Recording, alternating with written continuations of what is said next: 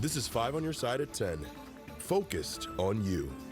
Right now at 10 tonight, St. Louis police arrested a man they believe is responsible for 2 shootings at a downtown hotel parking garage. Good evening, I'm Ann Allred.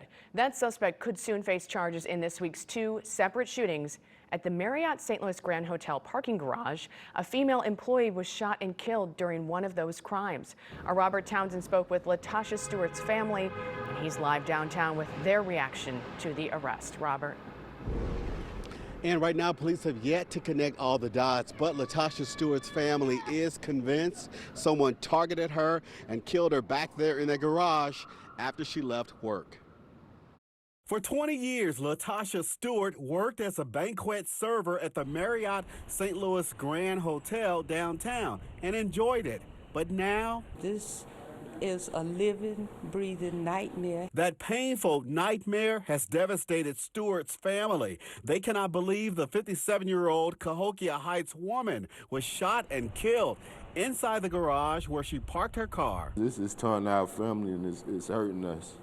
And my mother was strong and she was the rock with our family. Wednesday night, Paul Stewart rushed to the 5th floor of the hotel's parking garage, saw his mom's Nissan riddled with 6 bullet holes, and then found his mom slumped over the wheel, dead. Now it's just me and my baby brother here and my father.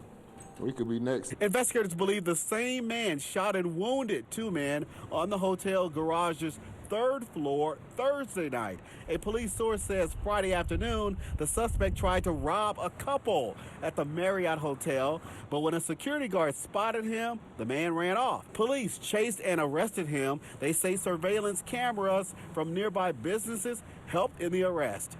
The cameras, the technology, the businesses downtown were unbelievable. 5 on Your Side first interviewed Latasha Stewart in 2020 as she sought justice for her 31-year-old son.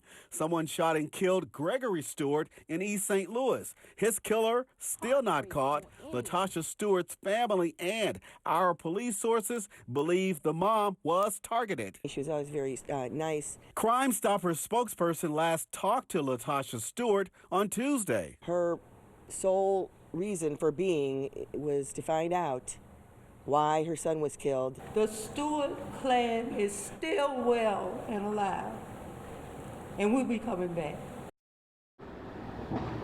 Now, police source says ballistic evidence has linked the 2 shootings at this hotel garage. Tonight, you can see police have now put this mobile surveillance camera system out here to keep track on this area. As for that suspect, he is still sitting in jail tonight. We're live downtown. I'm Robert Townsend, 5 on Your Side. Developing tonight, a woman is recovering after she was grazed by a bullet in North St. Louis.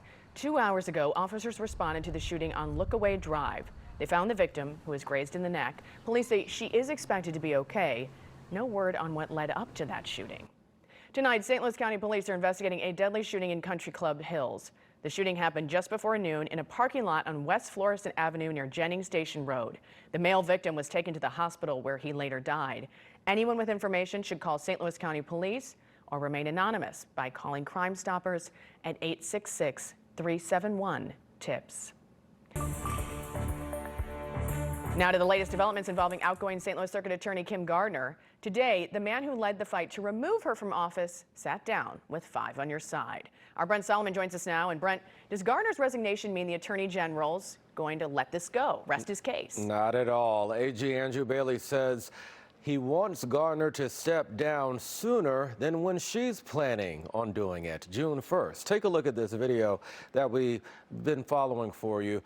Andrew Bailey is continuing to move forward with his lawsuit against Gardner, claiming she's neglecting her duties as the top prosecutor. We're told the court could decide to dismiss that case. There have been multiple resignations, creating staffing challenges in Gardner's office, although her office has told us they are actively recruiting. Recently, a judge moved to hold her and one of her attorneys in indirect contempt of court. They're expected to go to court on that matter at the end of the month.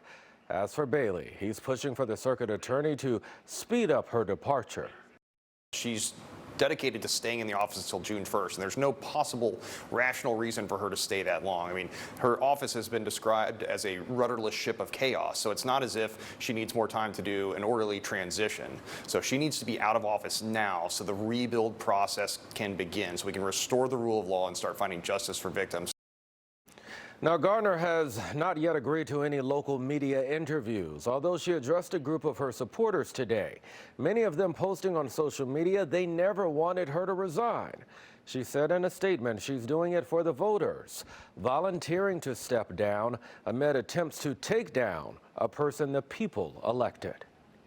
Several people contacted 5 on Your Side saying Kim Garner's office mismanaged their cases. A domestic violence victim is sharing her story with us, and we're keeping her anonymous for her safety. She tells 5 on Your Side her abuser beat her several times and once tried to kill her. But during the investigation, Garner's office never returned her calls or her emails. The victim says the circuit attorney's inaction made her feel helpless. I'm worried about the next woman that he manipulates and probably kills because he's a repeat offender. They need to free up some money somewhere and just inject resources in there. We have reached out to Kim Garner's office for a response, but have not yet heard back. We'll continue to follow updates on Kim Garner's resignation. You can read more online at KSTK.com or download the 5 on Your Side app. Tonight, a Wright City family is accusing a local contractor of spray painting their dog in the face. Michael Love and Brittany Coleman tell 5 on Your Side it happened back in November while the contractor was marking their yard for utility lines. Coleman snapped pictures after cleaning up Dressa, showing orange paint deep in the fur on her face and neck area.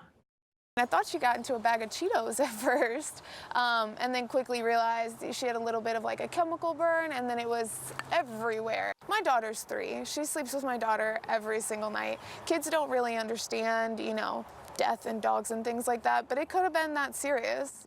The Wright City Police Department tells us they're still investigating these claims of animal abuse and recently identified a suspect. At this time, no charges have been filed. Today, Andy Cohen was added to the St. Louis Walk of Fame on the Del Mar Loop. A ceremony was held this afternoon outside the Moonrise Hotel to honor the St. Louis native. He graduated from Clayton High School in 1986 and began a career in television, creating a name for himself in pop culture. The Bravo producer and talk show host says he's honored to get a star in his hometown. We did this in Hollywood last year, but I gotta tell you, there is no place like home. Really. And there is no place like this legendary strip in U City, the Loop. You can watch the entire ceremony right now on the As Seen on TV section of KSTK.com and 5 on Your Side's YouTube channel. It's Cinco de Mayo, and Keener Plaza was the place to be earlier today. That's where the first ever St. Louis Taco Fest took place. Organizers brought together music, food, crafts, and vendors for the yearly Mexican celebration. It's peaceful. You know, we get, people have their opinions about St. Louis, but if they come down here tonight, they will actually see what our city is about, and it's about peace, it's about love, togetherness, and culture. If you didn't make it to Keener Plaza today, check out the Cherokee Street Cinco de Mayo Festival tomorrow. It is from 11 a.m. until 8 p.m. and runs on Cherokee from Nebraska to Jefferson. Let's get a first check of your forecast tonight with meteorologist Gary Frank. Yeah, we are still dry at this moment. We're just trying to get some rain here, and that's what we've been dealing with over the last few hours. We still remain dry here at this hour, and as we continue to monitor the fact that it has not rained, we are going to look ahead to the possibility of some rain here just shortly as we talk about rain, not only potentially overnight, but how much of your weekend settles in to raining it.